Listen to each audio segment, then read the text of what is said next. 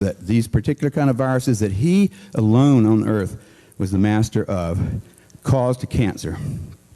It was a certain class of retrovirus called the C-class retrovirus. That was Bob had shown two little islands off of Japan, little teeny islands south of Japan. There was a particular kind of disease there. It was cancer kind of thing. And there also was this virus there that he hadn't found anywhere else. He hadn't looked anywhere else either. You know, and that didn't bother Bob. He announced that he had found the cause of one kind of cancer, which was supposed to help him get another $500,000 grant from the federal government the next year, because he had published something finally of all these people that were at the National Cancer Institute trying to show that viruses could cause cancer. He was the only one that had shown it. And the reason he was the only one is because he didn't believe in the scientific method. He didn't even think about the fact that you can't pin causality just on the fact that the two were there together. I didn't cause you. We're here together. What about all these other people, I could say? Maybe he caused me. Maybe all of you caused me. I don't know. But if I say, she caused me because we're here together, everybody would say, fuck that. Well, the National Cancer Institute did not say fuck that. They said, here's another 500 grand from the people's pocketbook. Go ahead and do it some more. But Bob suddenly got a message from his friend Margaret Heckler, who was the Health, Education, Welfare Secretary, friend of Ronald Reagan, who was tired of seeing homosexuals picketing in front of the goddamn White House.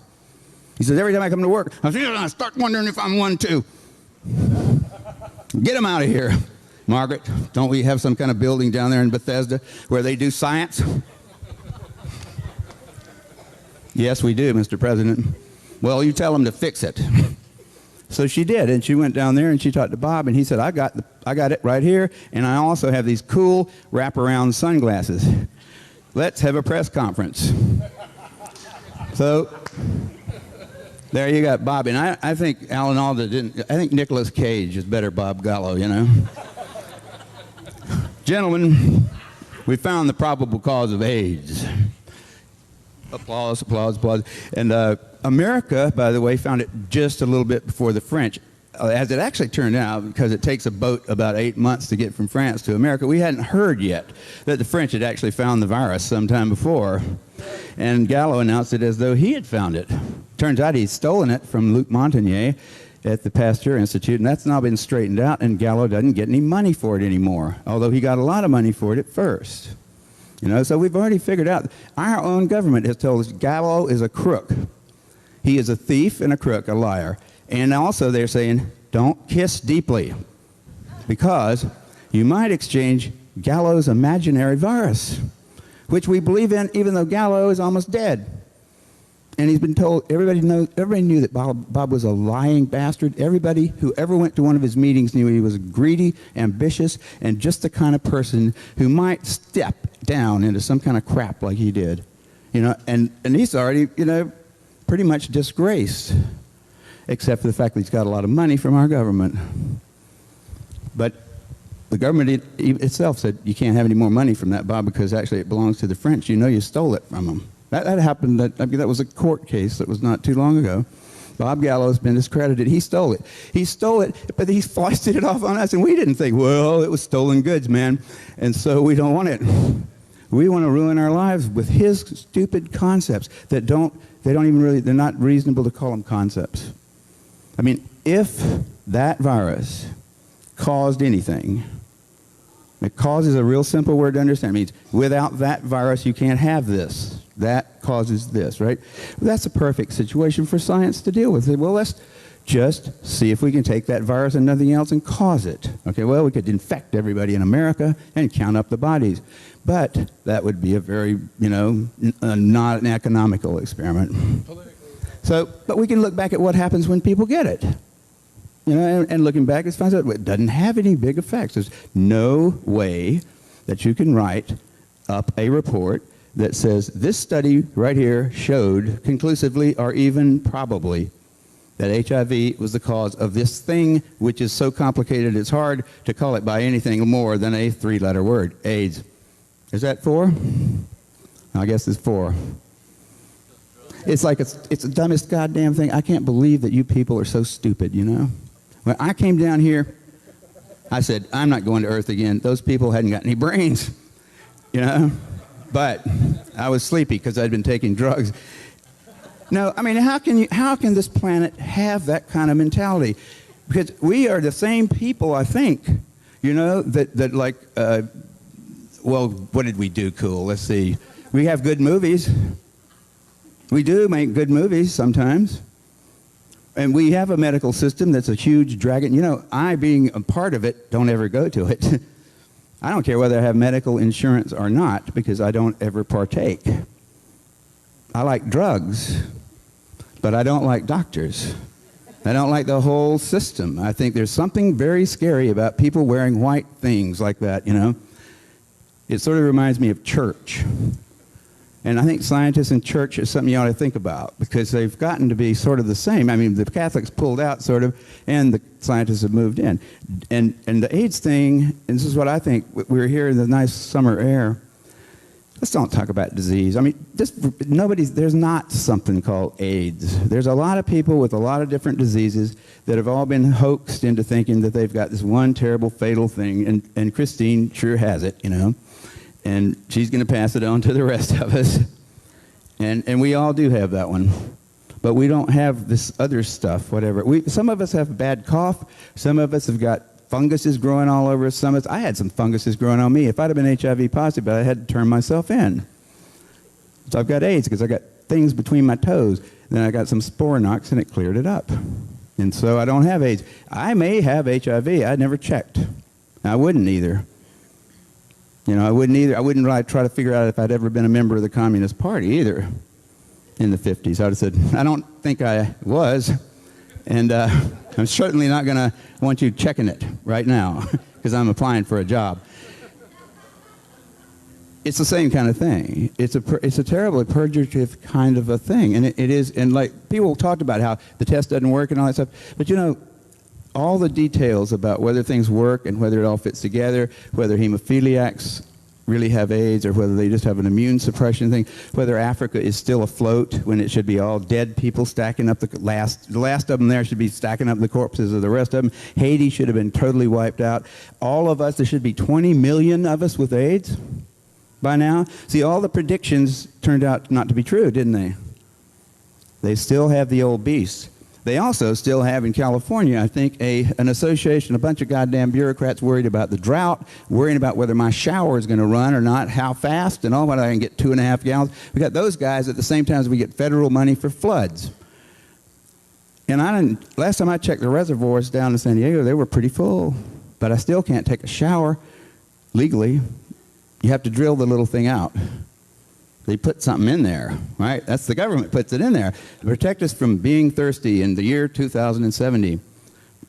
But it's part of government. They've also told you. See, they don't really have a reason for being, do they? What do? Make up one. Think of something to scare people, same as scientists. They don't have a reason for being. You don't need them. I mean, you need some technician-type people. You need some engineers to make better stuff to work with, to play with. But you don't really need somebody telling you about the deep mysteries of the universe, unless maybe Carl Sagan once a week. But, like, you don't really need us. But you worry that maybe if you don't have us, used to at least, the Russians might get there first or something like that. They're gone. So then what are we going to have to deal with? Nature. The big threat is that we're destroying the planet, and you need the scientists now to tell you why and how you can stop it. And the plague is such a great little thing to pull. I mean, polio had worn thin, admit it. The CDC, nobody even knew what the hell the CDC was in 1975. And by 1980, their budget was definitely under review. And the head of the CDC says, there's a memo intercepted by the Freedom of Information Act, and this guy says, we need a plague. A plague is what the CDC needed, and that's what they got. And now they're already warming up the next one. They're talking about Ebola virus like it was something brand new that had happened because of the ecological crisis in Africa, and it was going to get us. And we have to be ready to mobilize the CDC, put their uniforms on. You know, those guys have uniforms. They have uniforms. They don't wear them, but they have uniforms. In fact, when that critter with the funny beard was the head of the he's like our big doctor, the big doctor in Washington. Coop, yeah, he said we're going to have to wear the uniforms at least once a week because keep people reminded that we're Army. Those guys are crazy. I mean, they are. They really are crazy, and the things that they dream up are stranger than things that would make good movies. They're just, you know, this virus is mad because we've encroached on its habitat, so now it's going to come out and get us. Well, they don't have legs. Viruses don't have legs or wings or any kind of way to move, and they don't give a shit about us, and they don't care about their environment. They never heard of that. And they're just sitting there in some place, and they've always been there, and they always probably will, lurking around, but they're not after us. And we're not making a mess out of this earth either. We aren't. We're an arrogant little bunch of naked apes. That's all we are. And we're crowing about this horrible disease that's decimating our planet and paying all these people fortunes and taking poisonous things. I mean, we're dumb. Why would the viruses care about us? I mean, maybe they care about the whales. I bet you if there's any problem on the planet now, it's the ants. Okay, because, I mean, and I'm straying afield here, but I'm telling you, we're not just talking about the details of the HIV positive test or this pretty little invention of mine that fixed me up good. I mean, if you don't like it, it certainly set me up. I mean, I didn't do it. I had no idea about AIDS at that point. I was thinking about other things, but it did fit right into there, and I liked having done it, but it's like everybody else has got to have their own kind of thing like that. Tell us how you found out, how found out what? The blood work you were doing for the LA Blood Bank. You mean how I discovered that there was no evidence that there was HIV? Yeah. That HIV caused AIDS? Okay, that's just my personal story, but I mean, the general fact is there isn't any, and you can check it yourself. You can go to the internet, and you can say, AIDS, cause, return. Go on Alta Vista or something like that, bang, you'll get papers. The first 20 hits you get, out of those, there will probably be about 6 or 7 that suggest that there is no evidence, okay?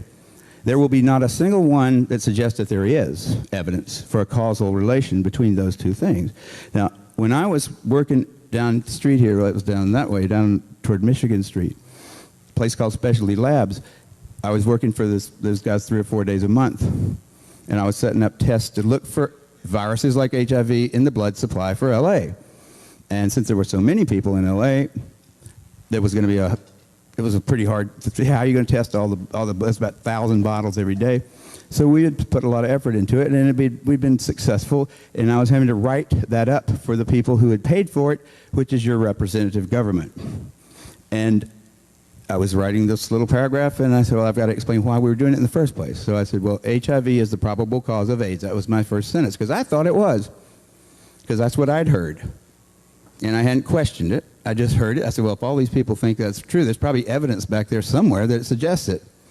And so I asked somebody, what reference, what little work of scientific reporting should I quote so that somebody interested in finding out why I thought that could find out himself.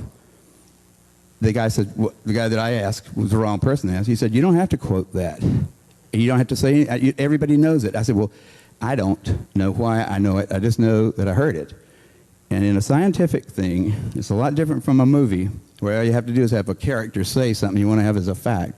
In a scientific publication, you are required, by the system, not by the editors of the journals, because they let you get away with a lot of crap sometimes, but you're required by the elements, the scientific things that have made it work, to always tell the person that you're now telling something new to where you started from. You say, I'm starting here, have worked to there. So we moved one small step. But if the place I started wasn't, if I don't even tell you what that is, you don't know we've moved anywhere, and you can't trust that. I have to tell you where I started from. Well, in that case, I couldn't find it. I started asking people. I started getting real sort of uneasy about it after about a year, because I still hadn't written the damn thing, and it was due about a month from when I started it, so it was real late because I couldn't finish it. But I started asking people all over the world, because I started traveling about that time, because everybody studying AIDS wanted to use PCR. That was my invention. So I got invited to all these meetings, and I'd tell them how to do PCR. Well, I didn't care that much about AIDS to begin with, but I started caring after I realized none of these people, when asked directly, privately, sweetly, could come up with anything to help me out, and all I wanted to have was one scientific paper to quote that I could say, this is where I got the concept from that HIV is the probable cause of AIDS. And I thought at that point that that's pretty damn significant, because there was a tremendous amount of interest. There were meetings, 10,000 people gather in Amsterdam, 10,000 people gather in various cities around the world every year or two to talk about this work they've been doing at our expense to cure this disease, which they've created at our expense, really. And not a single one of them can find a quote that I could use in a simple little paper to the NIH, that's the National Institutes of Health, that said, the reason you guys sent us $50,000 for this project is because HIV is the probable cause of AIDS, and it would be a good idea to see if it's in the blood supply. Right? There's no way to support that statement. No reason to do that work. It was all a waste of time, except that I enjoyed it. I love to drive from San Diego to LA twice a month. That's like, I made a living. And if you think about that, that's where all those guys are making a living. But I changed the question after a while because I was getting no luck with what should I quote. I finally said, when was it that you came to the conclusion? Because you must be, because you just gave a talk about AIDS and HIV. When did you come to the conclusion that HIV was the probable cause of AIDS? Personally, when did you come to the conclusion? And they would generally allude to some paper or something that they had read or whatever, but no one has ever been able to explain to me anything else than I heard it in the New York Times or on TV. Was that fiction or was that fact on TV? It didn't bother anybody to even think about it. I don't know how it is that we all overlook real obvious things like that. But we've done it before on this planet. We do it regularly. It's expected of us to be idiots. I've got a new disease to attend to. I need a drink. And okay, let's remember this. AIDS is, in fact, and if you look at all this stuff together, if you've ever taken a philosophy course, like an introductory one, I took a bunch of them because they had girls in them, and that my chemistry courses at Berkeley didn't. So I strayed over to the philosophy department a lot. And I thought, this is the most useless information I've ever, but there are some nice reasons to be here. So lately I've started realizing that this is really, this whole thing, it brings out, and from like Christine's story, to Paul's, like, I'd say, he's kind of young still. The Georgia Tech boys, we're not, I'm one too, but I've aged, and matured. And so I don't jump on him. I'm a libertarian, by nature, but I've become more and more so as I've realized how little I really know about things. And it is not a good idea, I think, to try to find another cause for AIDS before we have found out whether or not the one that the world believes is true and which has caused them so much disaster. See, the cause of AIDS, supposed, the HIV, has caused a lot more trouble in the world than AIDS itself. So the thing to do is to don't worry about AIDS right now. It'll go away, by God. It is going away, and it will continue to go away unless the government raises the ante. They're paying $2,500 a year to every county for every AIDS patient. So there's a reason to have AIDS in my county if I'm the health guy, because it's my budget. Like if you think about how many AIDS cases they can claim to have in LA, multiply that by $2,500, and think about how many cars and stuff you can buy with that, you can see why there's an impetus for like saying, if there's anybody that looks anything like an AIDS case, call it AIDS. And don't you listen to Kerry Mullis. He's against the state and humanity and your daughter. But AIDS is going away nonetheless, and if we stop funding it, it would vanish overnight. HIV, however, is something we can detect, and people can make money for detecting it. And as long as when they detect it in someone, that person is pretty much cast into an incredibly bad place in which they will be injected with or coerced to take hideous drugs. Their children will be taken away from them if they won't do it to them. That's the side of it that we need to worry about. It doesn't make a damn what causes AIDS, really. what the question that we should be asking is, why have we decided that having HIV makes you our favorite Jew, nigger, smoker, whatever we want to jump on, right? You're the perfect one because you brought it on yourself while your lascivious behavior. Something like that. See, we need something like that because, by God, they took away all of our other things like that, didn't they? Those goddamn Democrats. You know, you can't call people names anymore, except you can say they're HIV positive, and you can tell your kids, if you don't eat your cereal, you'll grow up to be HIV positive, and all that stuff. I mean, we're using, that's the thing I think we ought to think about here, not whether or not AIDS is caused by it or not. But even if it were caused by it, how do we deal with something like that when maybe it's causal for the very few people that actually get it? See, the people that get AIDS are a very small group compared to the people that have HIV. It may be causal for those people that get it, but it may be that the rest of them just don't have the right chemistry to get AIDS when they get HIV. That's a possibility, which means that AIDS is kind of a genetic heritage that makes you susceptible to some virus that most people can tolerate quite well. That's an alternate hypothesis. Given that that's true, is it fair to stigmatize all of the 99% of people that have HIV but don't have AIDS with the concept that they are going to die and that you better give them some lethal drugs to hasten the process and get them out of the place? I mean, is that all right?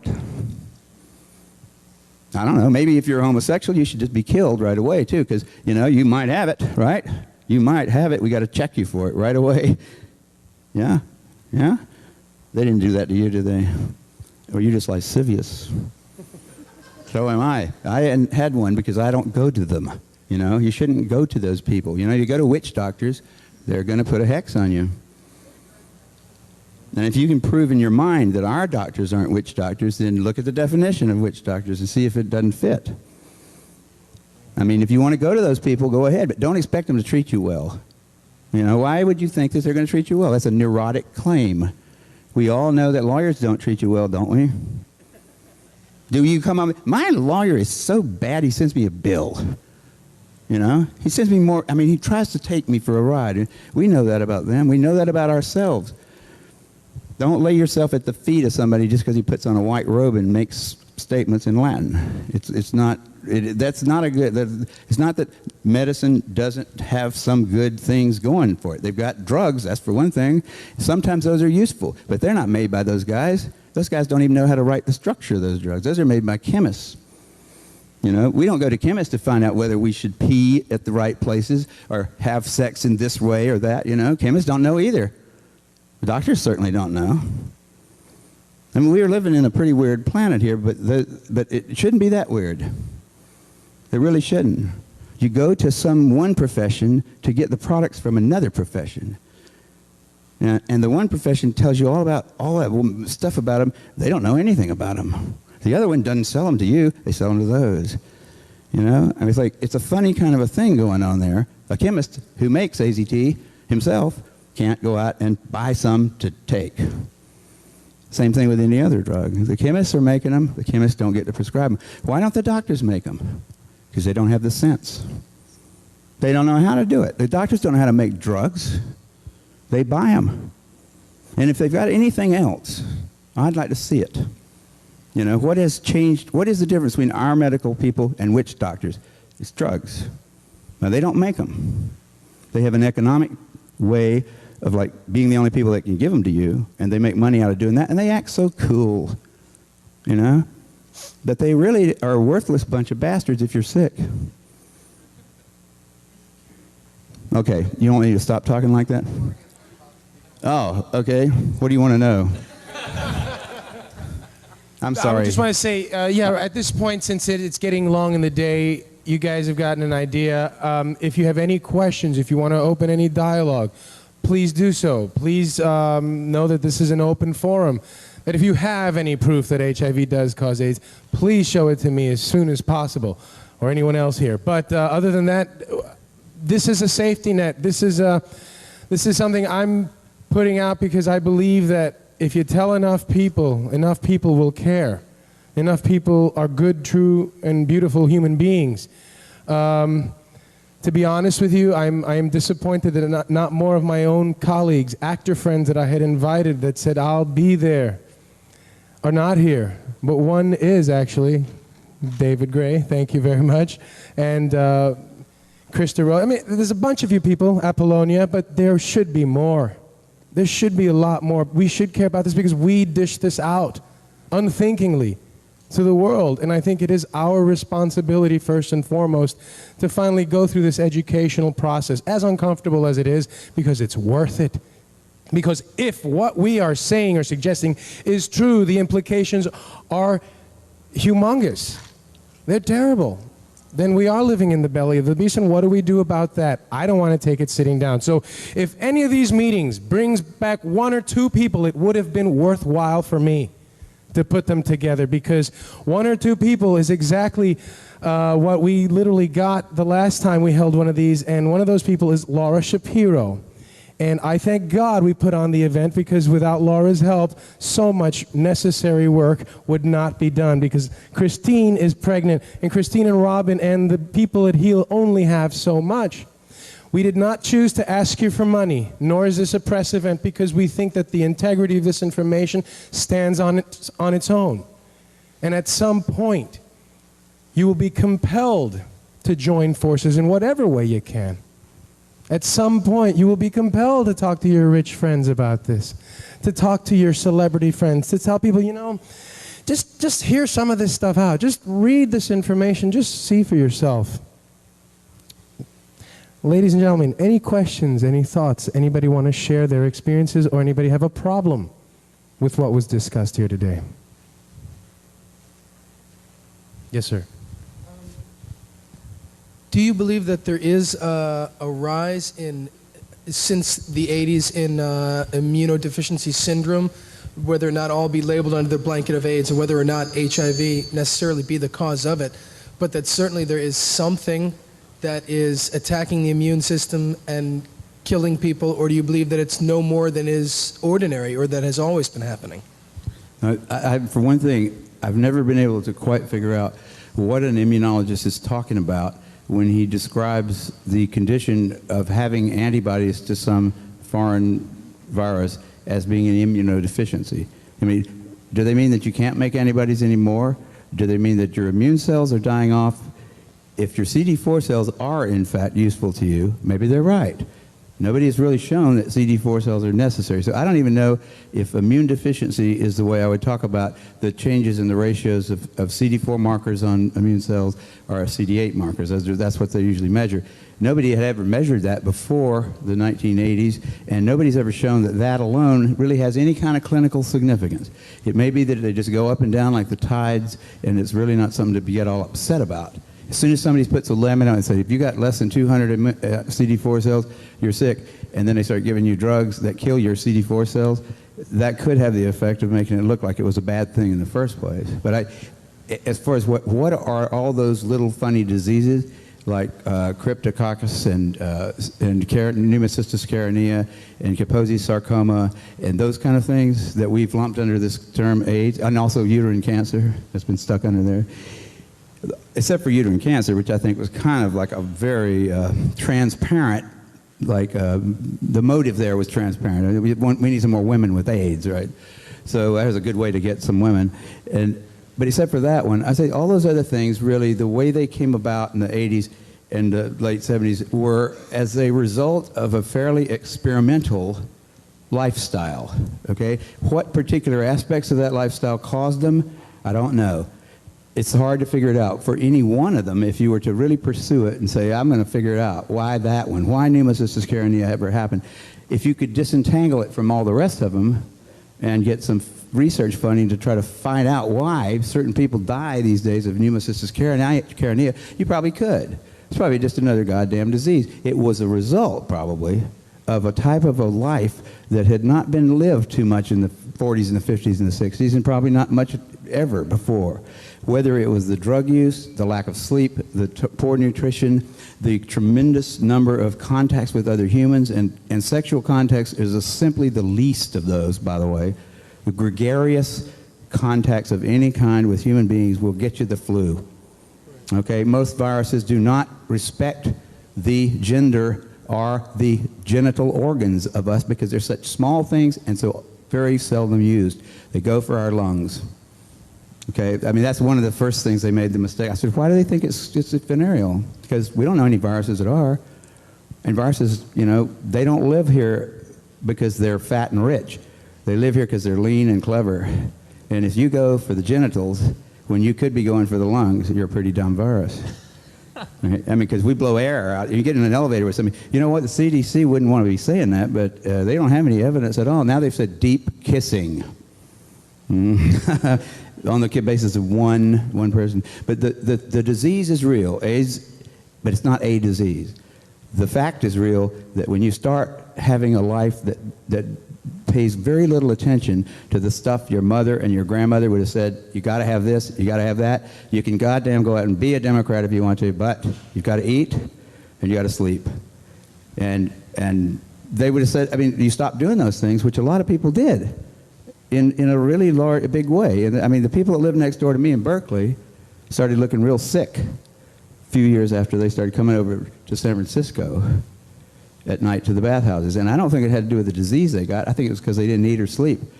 And drugs figures into it because the only way to live without eating or sleeping is to take amphetamines to stay at work and to take downers and stuff to go to sleep between 4 and 6.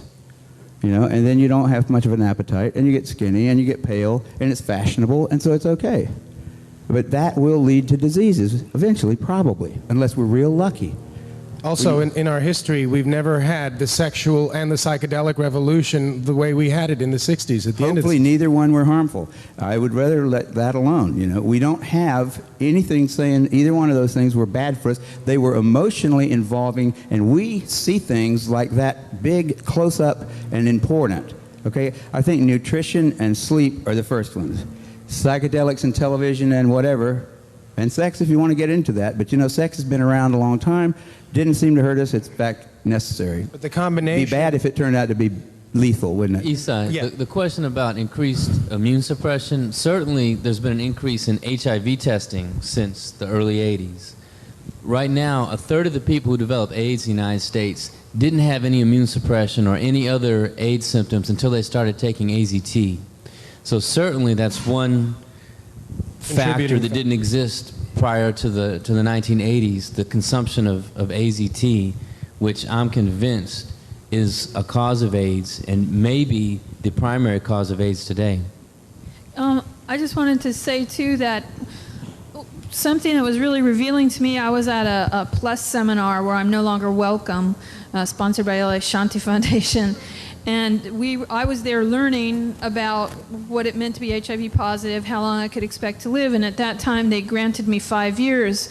And this was based on a slide that we were being shown, and the slide information was gathered from something noted in an asterisk, which was the San Francisco Gay Men's Study.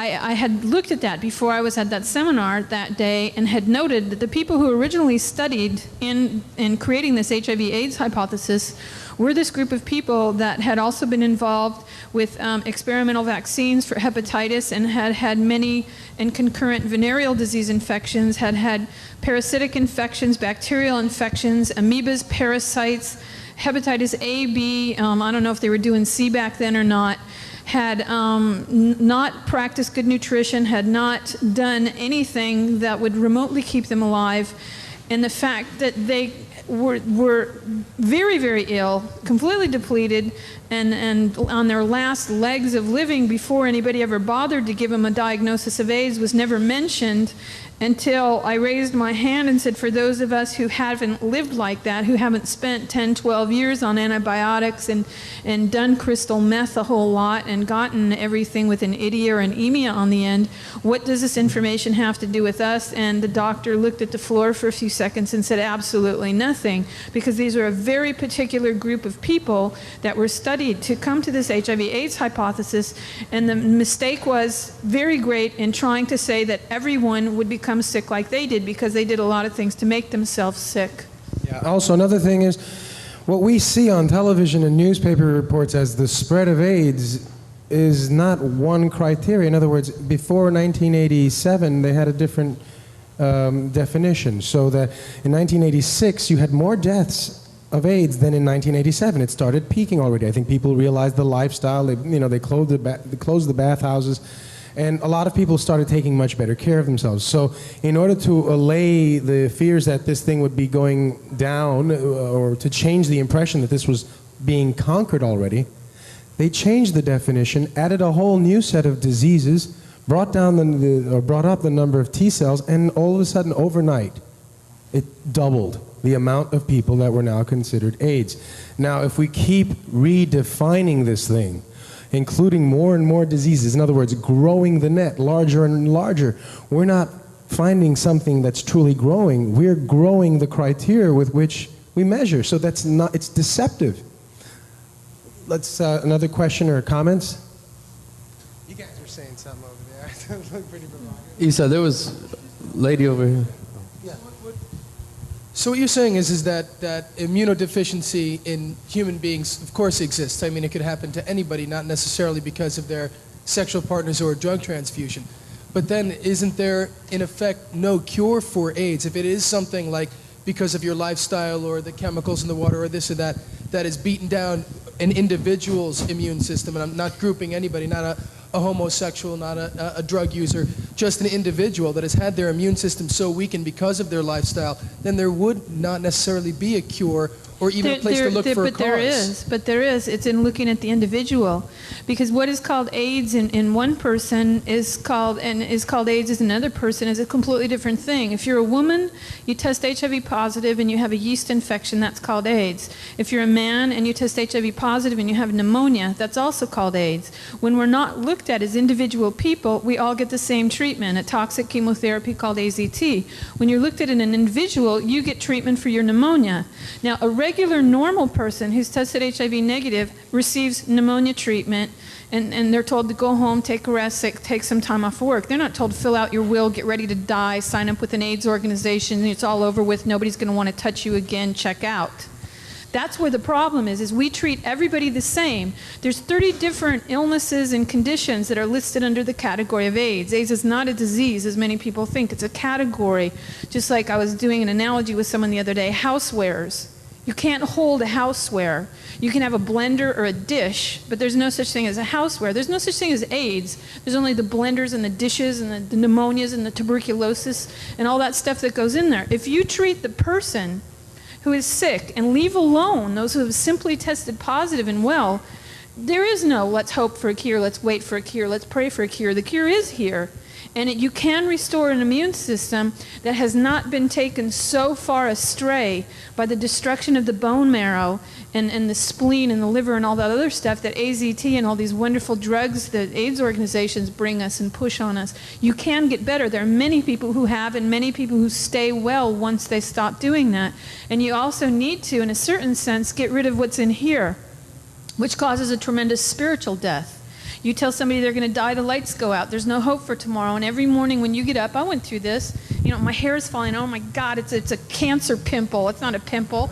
You know, you expect the worst of everything. And in this paradigm of AIDS, there is no way out. Everything is called a result of HIV. And I'm not joking.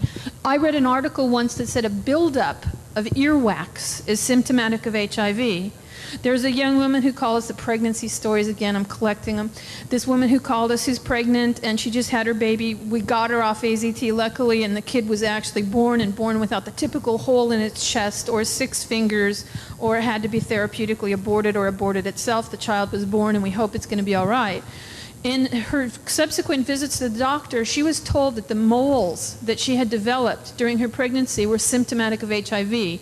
I'm in a prenatal class out in Simi Valley. Half the women in there are whining about moles during pregnancy because it's something that happens. Their names are Tammy and they've never tested positive. So nobody puts this crap on them. But it's a very hard thing to live with. To be told that you're supposed to die, and to have everything that you turn on television and every magazine that you open tell you that too. So you've got to recover in 2 ways. 1, find a doctor that's going to treat you like a human being, and 2, get enough information to believe that you have the right to be here and get well because you can. Could,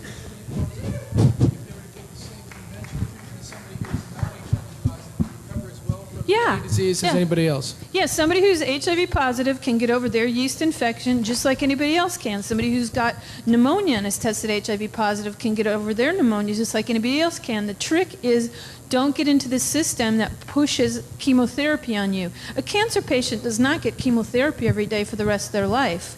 Nobody here is going to get cancer chemotherapy as a prevention of cancer that may occur 10 years down the line. That's what's screwing people up. That's what's making the difference between getting better and getting dead. I would also like to add, if I could, real quickly, that and it may be semantics for a lot of people in here, but at least for me, it's extremely important. I think that it's very necessary to be cautious with the kind of words that we use. This cure word is a silly notion that feeds us all into a path along what Kerry was referring to earlier when he was discussing, why are you listening to the white coat and you're looking to him to do something. All that we need to be concerned with here is healing. And no more do we talk about healing. We talk about the cure. Be here for the cure. Well, there isn't going to be a cure. There's healing, and that's all there is. And I think that we need to be very, very careful with how I spent many, many years of my life trying to find something that was killing me. There wasn't anything there. There's no cure. And in that process, there was no healing occurring. There's no one disease specific to HIV. I was going to ask you about the virus that has been passed on to the children of pregnant mothers, of babies born to.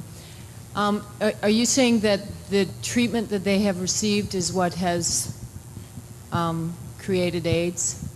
The babies that are born to women who test positive oftentimes will test positive when they're born, and that's because babies are born without an immune system. That's why the World Health Organization tells us that if women around the world would just breastfeed, we'd decrease the rates of infant mortality tremendously, because they would avail themselves to the mother's natural protective system, which becomes the baby's own for a while, through antibodies. So these babies get antibodies to everything when they're breastfed, and sometimes just through being born and all that kind of stuff.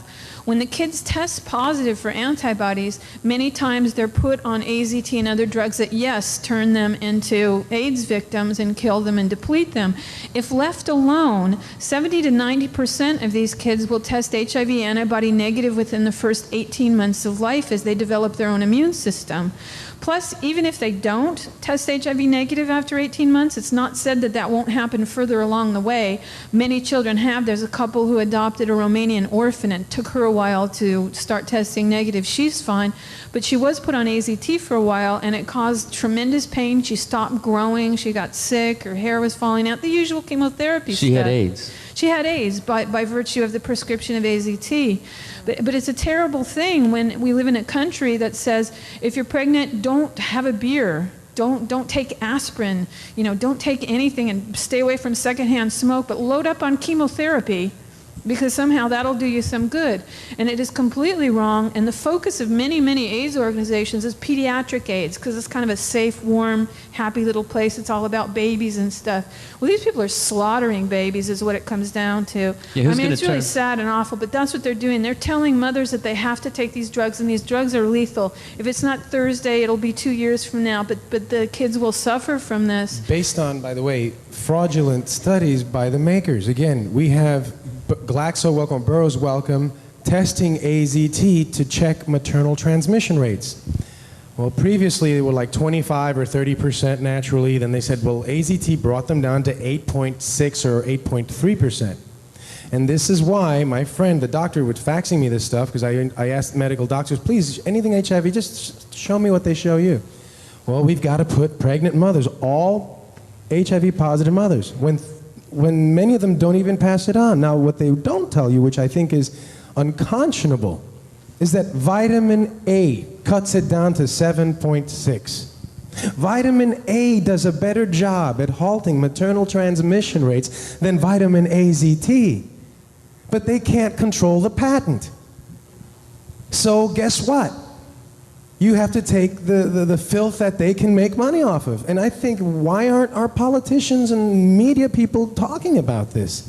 This is why most of them don't know. Most of them don't feel comfortable receiving unofficial information. Not that you should be concerned if your baby's HIV positive or try to cut down on the rate, since there's no reason to think that having HIV is a bad thing. Was your question, why are babies getting AIDS? Was that the question, sort of? Was that what you're curious about? If it was the AZT that was giving babies AIDS in many Well, there's other, I mean, do you remember crack babies? Yeah.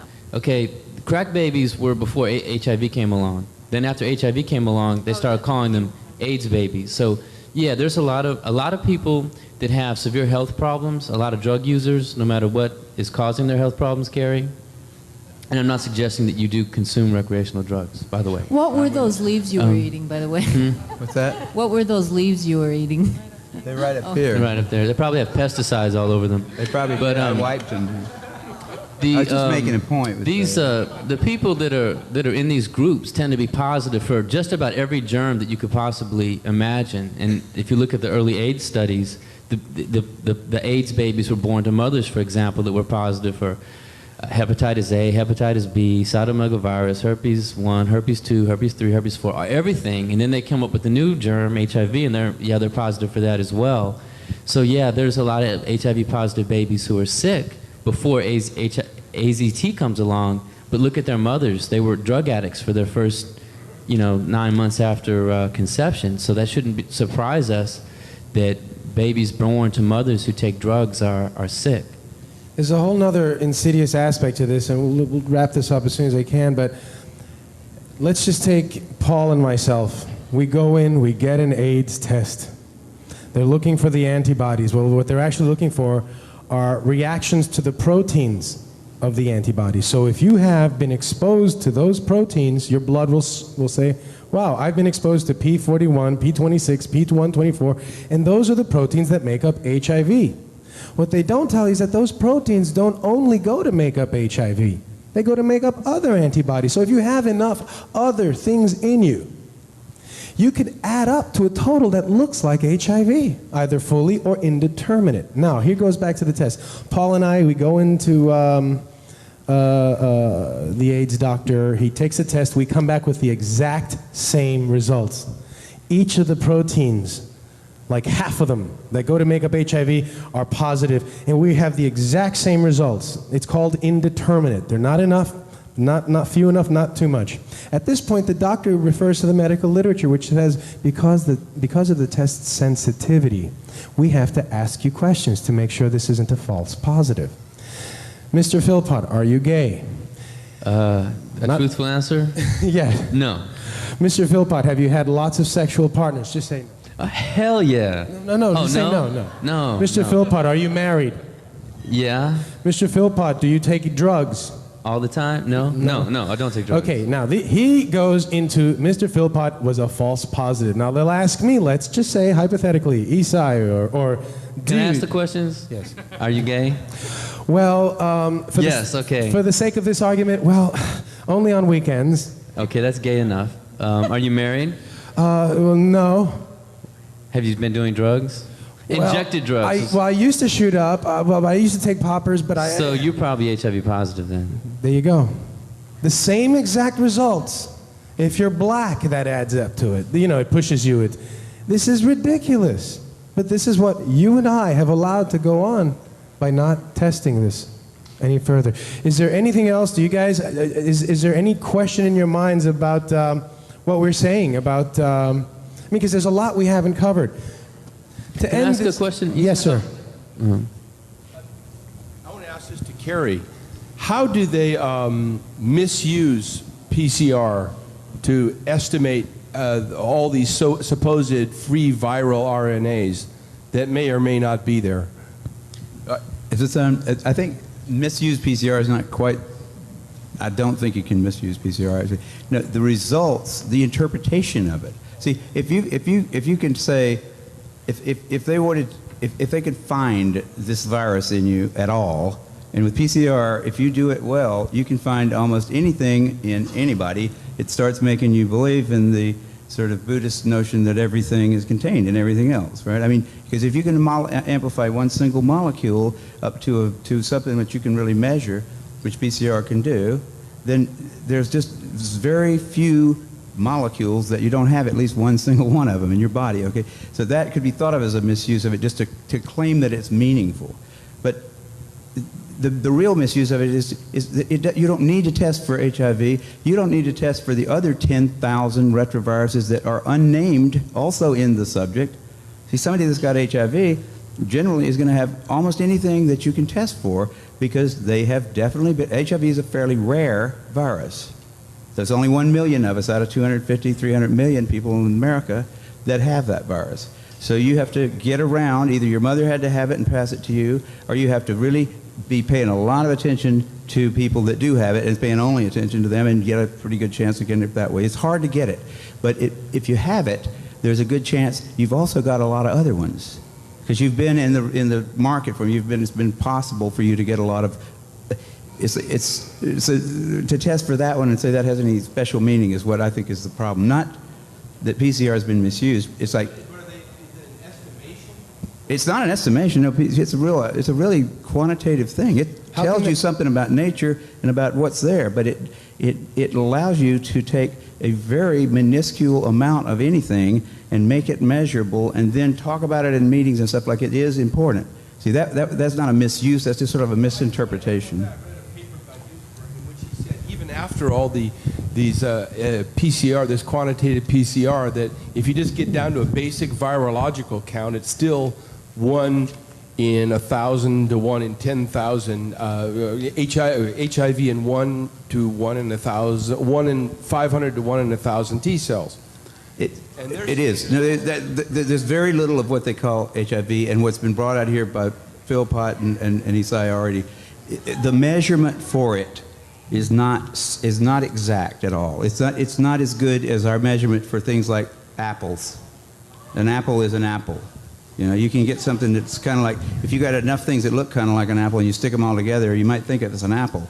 But and HIV is like that. Those tests are all based on things that are invisible, and the results are inferred in a sense. PCR is separate from that. It's just a process that's used to make a whole lot of something out of something.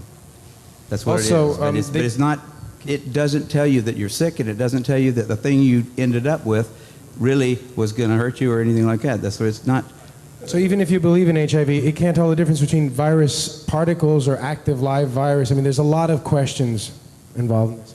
Mm-hmm. Guys, thank you very, very much. I don't know what else I can say, but to let you know that we will hold more events where people can get together. Hopefully not when they're all out of town for the holidays, but when we can have a really, really continuing and a growing movement of people asking simple questions. We don't expect to convert anyone. We just expect to plant the seeds of doubt and concern, because this affects us all, gay, straight, or not. It affects us all. I'm tired of being terrorized. I'm tired of sex equaling death when in fact it equals the opposite. I'm just tired of having my tax dollars taken to terrorize me and the rest of our citizenry. Guys, I think I owe a thanks to our panel. And also, Laura's going to make an announcement about valet. Just the valet parking, they want to differentiate between us and everyone else. So everyone write HM on the back of your valet parking ticket, and then they will not charge you. Okay? It's very important if you don't want to pay. There's a meeting of HEAL that is on a small pink flyer on the table there. We have free meetings every month, and you can come and find out more about this stuff every month for free. It's a Wednesday towards the end of every month in West Hollywood.